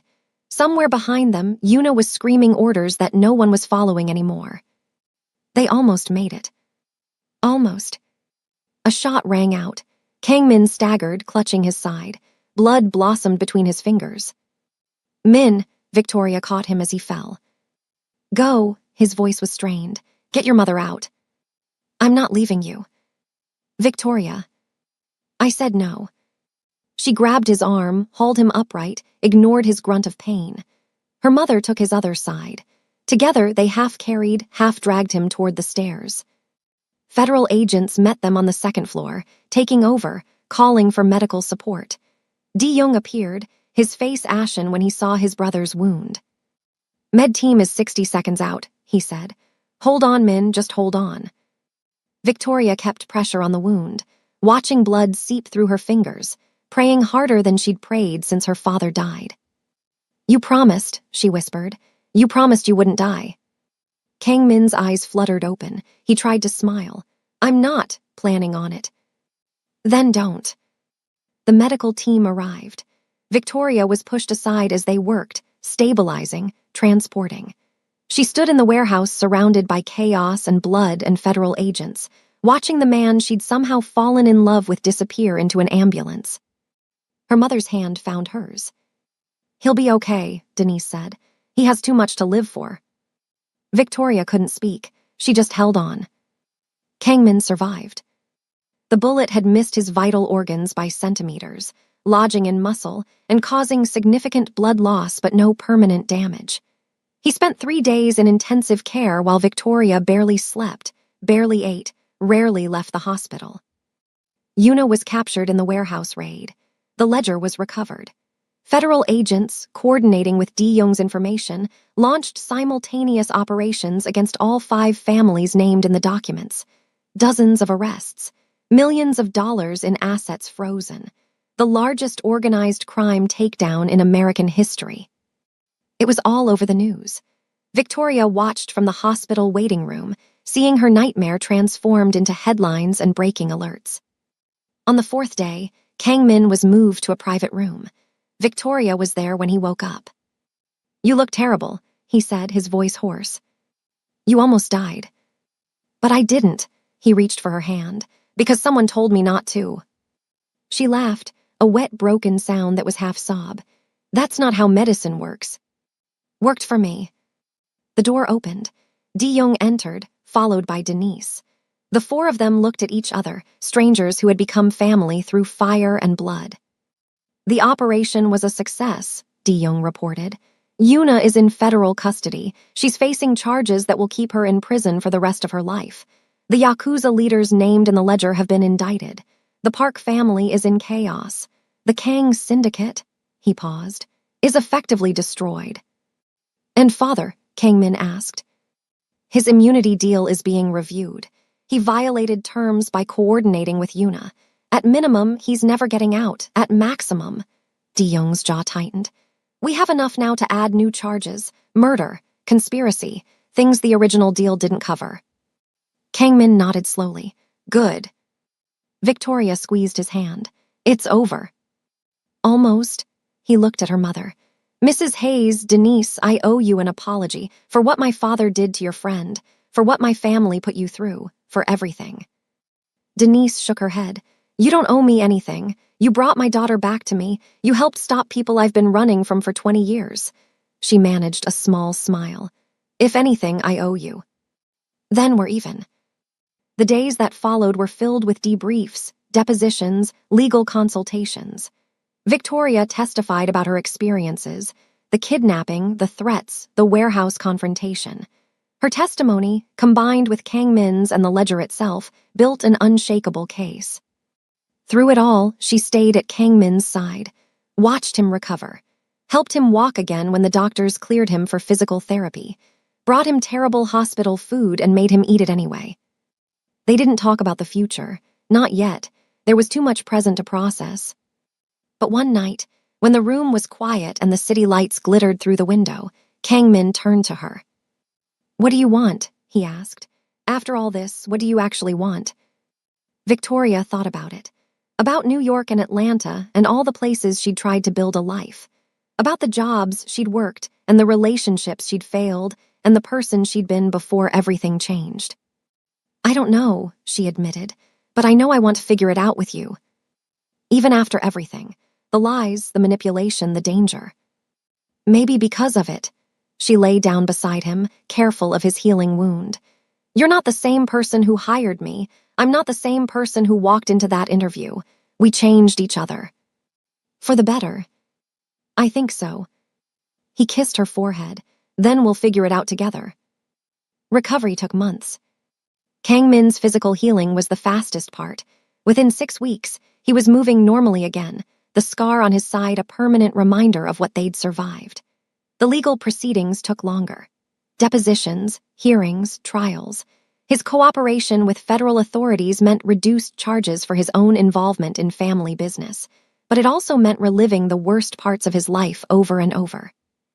Victoria stayed, through the difficult days when he couldn't talk about what he'd witnessed, through the nightmares that woke him at 3 a.m., through the sessions with the trauma therapist Young had recommended. She had her own healing to do. Her relationship with her mother transformed during this time. Denise had rented an apartment in San Francisco, determined to stay close to her daughter during the aftermath. They talked more honestly than they ever had, about the past, about Grace Hayes and Soo Yeon, and the choices that had shaped their lives. "I should have told you," Denise said one evening, sitting on Victoria's couch with a glass of wine. "Years ago, but I kept thinking if you didn't know, you'd be safe." "Would I have been?" "Probably not. Junho's people never forgot. They were always watching, even when I thought we'd escaped." Denise set down her glass. "But at least you would have understood. You wouldn't have felt so alone." Victoria thought about her life before Kangmin. The isolation she'd cultivated because connection felt dangerous. The walls she'd built to protect herself from disappointment. "I understand now," she said. "That's what matters." Kangmin's legitimate businesses survived the scandal. The real estate developments, the investment funds, the corporate holdings, all of it had been structured carefully enough that legal separation from syndicate activities was possible. With Victoria's help, and her finance degree finally being useful, they restructured the company from top to bottom. Young joined them, taking a leave of absence from the prosecutor's office to help rebuild something legitimate from the ashes of his family's empire. The brothers worked together for the first time since childhood, learning to trust each other again through shared purpose.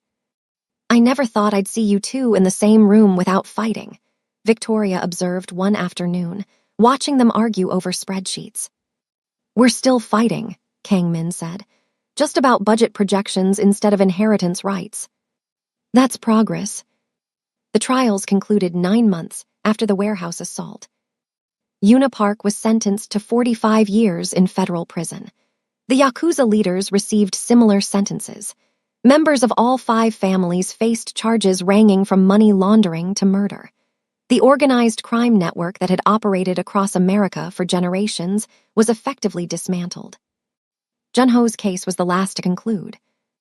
New evidence, carefully gathered by Young over years, finally admissible now that the entire structure had collapsed, added decades to his sentence.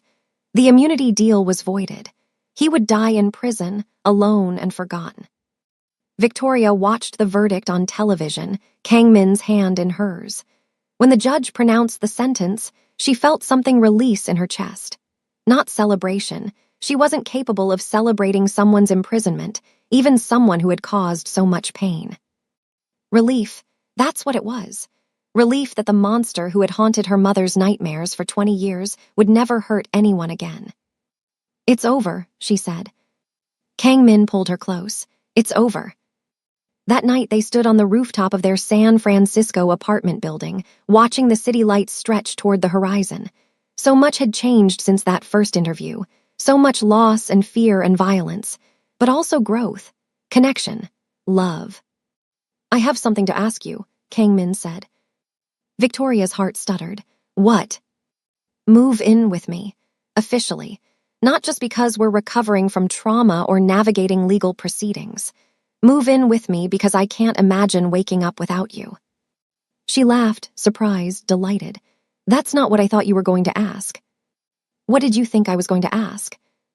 "Something scarier." "Is that a yes?"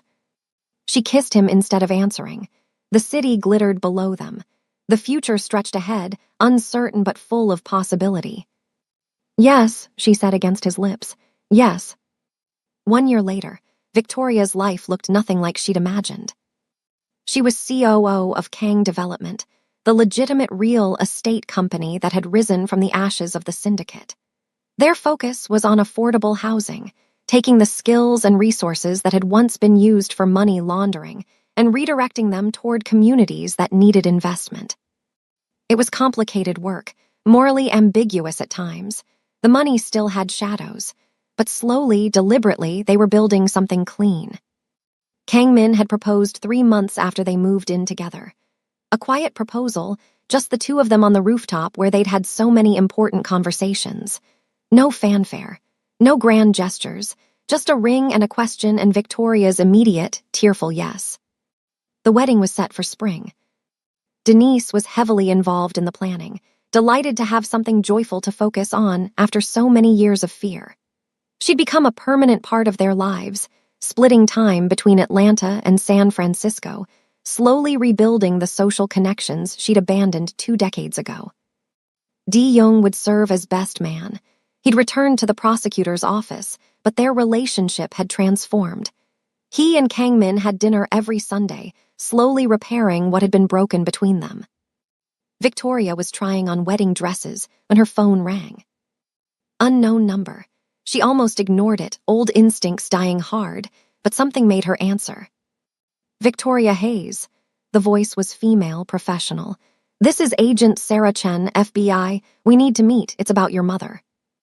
The wedding dress suddenly felt like a cage. Victoria met Agent Chen at a coffee shop in the financial district. The agent was young, serious, with the kind of focus that suggested she was used to delivering difficult news. Your mother has been contacted, Chen said, by someone claiming to have information about new threats against your family. What kind of threats? We don't know yet. The contact was made through encrypted channels, but the claims are specific enough that we're taking them seriously. Victoria thought about everything they'd survived. The kidnapping, the warehouse, the trials. She'd started to believe it was really over. Who's making the threats? We believe it's connected to remnants of the organizations that were dismantled. Not all members were captured. Some escaped, went into hiding. They've been quiet for a year, but our intelligence suggests they're reorganizing. Victoria called Kang Min from the car. I know, he said before she could speak. Chen's partner is here now. They want us to take precautions. What does that mean? Security details, surveillance, possibly relocation until the threat is assessed. His voice was tired. Just when I thought we were free. Are we canceling the wedding? No, his tone hardened. We're not letting these people take anything else from us. We get married, we live our lives, and we deal with whatever comes. Victoria smiled despite everything. I love you. I love you too. Now come home. We have planning to do. The security arrangements were extensive. Private guards, encrypted communications, background checks on anyone who came near them. It felt like going backward, returning to the paranoid existence Victoria had briefly escaped. But the wedding planning continued. Invitations went out. Vendors were hired. The ceremony would take place at a private estate in Napa Valley, away from the city, surrounded by vineyards and sunset views. 3 weeks before the wedding, the threats materialized. Not an attack, not yet, but photographs. Surveillance photos of Victoria, her mother, Kang Min, Di-young, all taken within the past month, all delivered to the FBI with a message. We haven't forgotten. We never will. Remnants of the Park family, Agent Chen reported. Yuna's cousins. They've been organizing overseas, building resources. They blame your family for the destruction of their empire. What do they want? Revenge, pure and simple. The days before the wedding became a blur of security briefings and contingency plans. The venue was secured. Guests were vetted. Escape routes were established. Victoria tried on her wedding dress for the final fitting and fought the urge to cry. You don't have to do this, Denise said, watching her daughter's face in the mirror. If it's too dangerous. I spent my whole life letting fear make my decisions. Victoria straightened her spine, watching her reflection transform. Not anymore. I'm getting married, and anyone who tries to stop me is going to regret it. The wedding day dawned clear and golden. The Napa Valley estate was beautiful, rolling hills, perfect weather, the kind of setting that belonged in a magazine. Security was invisible but omnipresent, agents disguised as waiters and guests, surveillance drones disguised as decorative elements. Victoria stood in the bridal suite, surrounded by flowers and soft light, and took a deep breath. Her mother appeared in the doorway. "It's time." "I know." Victoria looked at her reflection one last time. The dress was perfect, elegant, simple, nothing like the elaborate gowns she'd tried on. Just her at her best. "Your father would be so proud," Denise said, her voice catching. "I know he would." They embraced, 20 years of secrets and lies and survival crystallizing into this moment. Mother and daughter, still standing despite everything. The ceremony was small, 50 guests, all carefully vetted. Di-young stood beside his brother at the altar. Victoria walked down the aisle alone, by choice, carrying herself with the strength she'd discovered over the past 2 years. Kangmin's face, when he saw her, was worth everything. "You're beautiful," he mouthed. She smiled. "I know." The officiant spoke about love and commitment and partnership. Victoria barely heard the words. She was too focused on the man in front of her, on the journey that had brought them here, on the impossibility of this moment ever existing. When it was time for vows, she spoke from the heart. "I took a job because I was desperate. I stayed because you saw me, really saw me, in a way no one else ever had. I fell in love with you not despite your darkness, but because you were fighting it, because you were trying to be better, because you kept your promise to a mother who loved you, even when it cost you everything." Kangmin's eyes glistened. "I promise to keep fighting with you," she continued, "to face whatever comes, to build something beautiful from the ashes of everything that tried to destroy us. I promise to love you, not because of our past, but because of our future." His vows were simpler, rougher. "I was dead before I met you, walking through a life I didn't want, trapped by a legacy I couldn't escape. You brought me back, you saved me, and I will spend every day of my life trying to deserve you." They exchanged rings, they kissed, the guests applauded. And for one perfect moment, the world was exactly as it should be. The reception was in full swing when the lights went out. Emergency power kicked in immediately, bathing the venue in dim red light. Guests murmured in confusion. Security agents reached for weapons. Victoria grabbed Kangmin's hand. "The tunnels. This way." They'd prepared for this. Escape routes memorized, contingency plans drilled. But as they moved toward the back of the venue, a figure stepped from the shadows. A man, Korean, young, maybe mid-20s. He held a gun, but it wasn't pointed at them. "I'm not here to hurt you," he said. "I'm here to warn you." Kangmin shielded Victoria. "Who are you?" "My name is Park Jinwoo. Yuna is my cousin." His voice was steady despite the chaos around them. "The attack that was planned for tonight, I stopped it. Disabled the team, alerted your security. They're being arrested now." "Why would you do that?" Jinwoo's expression was complicated. "Because I watched my family destroy itself. I watched Yuna become a monster, and I decided I didn't want to become one too." He holstered his weapon. "Consider this a wedding gift and a peace offering." Federal agents swarmed the area. Jinwoo surrendered without resistance, was led away for questioning. The lights came back on. Guests were reassured. The crisis was contained. But the reception was definitely over. Later, in their suite, Victoria and Kangmin sat in their wedding clothes, champagne going flat on the table. "Some party," she said. "Best one I've ever thrown." She laughed despite everything. "What do we do now?" "Now," he pulled her close. "We live our lives, we build our future, and we don't let anyone take this from us." "Can we really do that? Live normally?" "I don't know," he kissed her forehead, "but I want to find out with you." The investigation revealed the full scope of the threat. Park Jinwoo's information led to arrests across 3 countries. The remnants of the organization that had targeted them were systematically dismantled. This time, there would be no survivors, no remnants waiting to resurface. Jinwoo himself became an unlikely ally. In exchange for his cooperation, he was offered witness protection and a reduced sentence. He chose instead to help, providing testimony, identifying operatives, ensuring the complete destruction of his family's criminal legacy. "Why?" Victoria asked him during one of the debriefings. "You could have disappeared, started over somewhere else." Jinwoo considered the question. "Because I watched my cousin become the worst version of herself. I watched my uncles destroy everything they touched, and I realized that the only way to honor my family was to end what it had become. That sounds lonely.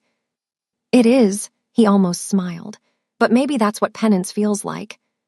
The final trial concluded 18 months after the wedding. The last of the Park family operatives were sentenced. The threat was officially neutralized. The FBI closed the case file. Victoria stood on the steps of the courthouse, Kang Min beside her, and watched the sun set over the San Francisco skyline. "It's really over this time," she said. "It's really over." They walked home through streets that had become familiar, past buildings that held memories. The Kang Development Office, where they'd rebuilt something from nothing. The coffee shop where they'd had their first real date. The park where Kang Min had proposed. Their apartment was quiet when they arrived. Denise was visiting friends in Atlanta. Di-young was in court. For the first time in months, they had the evening to themselves. "I want to show you something," Kang Min said. He led her to his study and opened a drawer she'd never examined. Inside was a photograph, old, worn at the edges. A young woman with natural curly hair holding an infant. "This was the photograph I showed you in the car," he said. "The one my mother gave me. I've carried it for most of my life." "I know. I don't need to carry it anymore." He looked at her. "I found you, I kept my promise, and now—" He set the photograph gently on the desk. "Now I can let go." Victoria understood what he was offering. Not just the photograph, but the weight of the past. The obligations that had driven him for so long. "What do you want instead?" she asked. "This, us, a life that isn't defined by what came before." He took her hands. "I want to wake up next to you without checking for threats. I want to go to work without wondering if someone is watching. I want normal, Victoria. For the first time in my life, I want normal." "Normal is boring." "Normal sounds amazing." She kissed him, slow and sweet, a promise of all the ordinary moments to come. 2 years later, Kang Development had become one of the most successful affordable housing developers on the West Coast. The company had completed 23 projects, providing homes for thousands of families. They'd received awards, recognition, the kind of positive press that still felt surreal given where the money had originally come from. Victoria oversaw operations with a skill she'd never known she possessed. Her Columbia finance degree, which had seemed useless during her years of struggling, now shaped policy and directed resources. She'd found her purpose, not in spite of her past, but because of it. Kang Min focused on partnerships, using connections he'd never wanted to leverage for legitimate purposes. Former associates who'd gone straight, investors looking for ethical opportunities. The web of relationships that had once sustained a criminal empire now built affordable housing. Di-young had been appointed to a federal judgeship. The brother who tried to escape the family name had transformed it instead, becoming known for fair rulings and passionate advocacy for justice reform. Denise had moved back to Atlanta, finally at peace with the past. She tended her garden, made new friends, lived the quiet life she'd been running toward for 20 years. Victoria visited monthly, their relationship stronger than it had ever been. One evening, Victoria came home to find Kang Min in the nursery. They'd converted the spare room 6 months ago, when the tests came back positive. Now it was painted soft green, filled with furniture they'd chosen together, waiting for the child who would arrive in 8 weeks. "Everything okay?" she asked. He was holding a small toy, a stuffed rabbit, the first thing they'd bought when they learned they were expecting. "I was thinking about my mother," he said, "about what she would have said about this, about us." Victoria wrapped her arms around him from behind. She would have been proud. "I think so too." He set the rabbit in the crib. "I spent so long trying to keep my promise to her, find Grace's daughter, protect her, and now—" He turned to face Victoria. "Now we're going to have a daughter of our own." They'd learned the gender last week. A girl. Victoria had cried. Kang Min had been suspiciously quiet for hours. "What do you want to name her?" Victoria asked. "I was thinking, Suyeon after my mother." He hesitated. "But if that's too much—" "It's perfect." Victoria felt tears threatening again. "Suyeon Hayes Kang." "Hayes Kang." "My father gave me his name. I want our daughter to carry both of ours." They stood together in the nursery, surrounded by possibilities, connected to generations past and future. The weight of history wasn't gone, it never would be, but it had transformed into something different. Not a burden, a foundation. The baby arrived on a Tuesday in April, screaming into the world with all the fire her parents possessed. Suyeon Haeskang was 7 pounds, 4 ounces, with her father's dark hair and her mother's fierce eyes. She was perfect. Victoria held her daughter in the hospital room, surrounded by family. Kangmin sat beside her, unable to stop staring at the tiny person they'd created. Denise wept openly. Di-young pretended he wasn't crying too. "She's beautiful," Denise whispered. "She looks just like you did when you were born." "She's going to be trouble," Di-young predicted. "With parents like hers, definitely trouble." "Good trouble," Kangmin said. "The best kind." In the weeks that followed, Victoria experienced a strange kind of peace. The sleepless nights and overwhelming responsibility of new parenthood, balanced against the profound joy of watching her daughter grow. She thought often about the journey that had brought her here. The $55 in her bank account, the interview that changed everything, the terror and violence and loss, but also the love, unexpected, complicated, transformative love. 6 months after Suyeon's birth, Victoria stood in front of a mirror in their Manhattan penthouse, adjusting diamond earrings that had been a gift from Kangmin. They were attending a gala, a charity event for victims of organized crime, an organization she and Kangmin had founded together. The woman in the mirror looked like a stranger. Designer dress, perfect hair, confidence that came from having survived the worst and found her way through. Kangmin appeared behind her, handsome in his tuxedo, holding their daughter. "Ready?" he asked. "Almost." She took Suyeon, kissed her forehead, breathed in the baby powder scent. "Just a few more minutes." "Take your time." She sat by the window, holding her child, watching the city lights glitter below. This penthouse, this life, it was so far from the cramped apartment in Greenwich Village where everything had started. But she was still herself, still Victoria Hayes, still the woman who'd thrown whiskey in a crime boss's face and demanded to be treated as an equal. She'd just gained a few things along the way. Kangmin returned, and they left for the gala together. The event was beautiful, chandeliers and champagne, and people who wanted to make a difference. Victoria gave a speech about second chances and transformation. Kangmin watched her with such pride that she almost forgot her words. At midnight, they stood on the venue's rooftop, the Manhattan skyline glittering below, similar to so many rooftops where they'd had important conversations, but different now. "I was thinking," Kangmin said. "Dangerous." He smiled. "I was thinking about how far we've come from that first interview, from you thinking I was going to kill you. You were terrifying." "I was trying to be." He took her hand. "I'm glad it didn't work." "Me too." They stood in comfortable silence, watching the city that had brought them together, destroyed them, rebuilt them. "What now?" Victoria asked. "We've won. The bad guys are in prison. We have a company, a daughter, a life. What's next?" Kangmin considered. "I don't know, but that's the point, isn't it? For the first time we get to decide, no one else, just us." "That's terrifying." "I know," he pulled her close, "but we've done terrifying before." Victoria thought about the woman she'd been, desperate, alone, signing away her life for a chance at survival. She thought about everything she'd lost and everything she'd gained. "I love you," she said. Not for the first time, but it felt important to say it now, on this rooftop at this moment. "I love you too," he kissed her softly. "Now let's go home. Our daughter is probably driving the nanny crazy." They left the gala hand in hand, stepping into a future they'd built from chaos and courage. And somewhere, Victoria knew, 2 women who'd love them were watching. Suyeon, who dreamed of freedom and paid for it with her life. Grace, who'd run for 20 years to give her daughter a chance. They'd both sacrificed everything for love. Now their children had found each other, made peace with the past, and created something new.